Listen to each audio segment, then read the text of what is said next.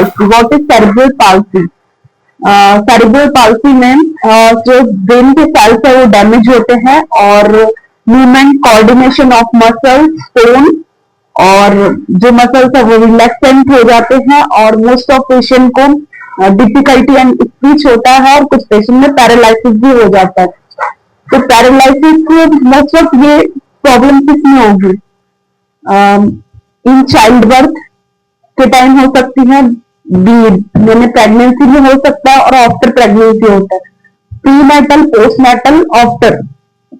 ठीक है, ये तीनों कंडीशन में आपको सेरिब्रल पाल्सी जो पेशेंट है उनको हो सकता है। ठीक है, उसमें कोई ये मोस्टली जेनेटिक भी डिसऑर्डर हो सकता है, मतलब जीन्स अगर क्रोमोसोमल डिसऑर्डर भी हो सकता है, अगर इंक्लूडेड है तो भी हो सकता है।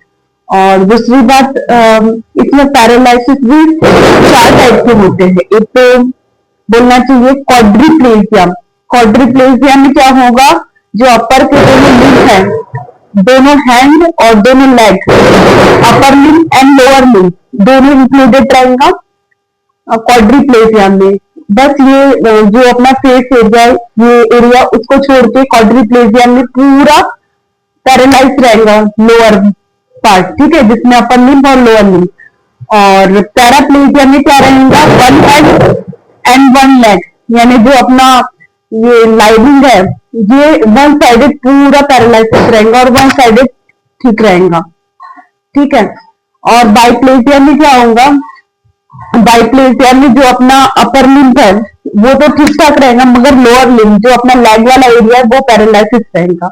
और मोनोप्लेजिया में आपका एक हाथ पैरालाइसिस हो सकता है, एक पैर पैरालाइसिस हो सकता है, या फिर एक कोई बॉडी पार्ट पैरालाइसिस हो सकता है। ओके, ठीक है। अब इसके कॉज फैक्टर पे आ सकते हैं कि भैया क्या क्या कॉज हो सकता है। जेनेटिक हो सकता है जी, और जेनेटिक के साथ साथ म्यूटेशन नहीं होता उसमें भी हो सकता है। और जो है आपकी जो इन प्रेगनेंसी है, अगर कोई विटामिन प्रोटीन की कमी हुई है तो भी हो सकता है।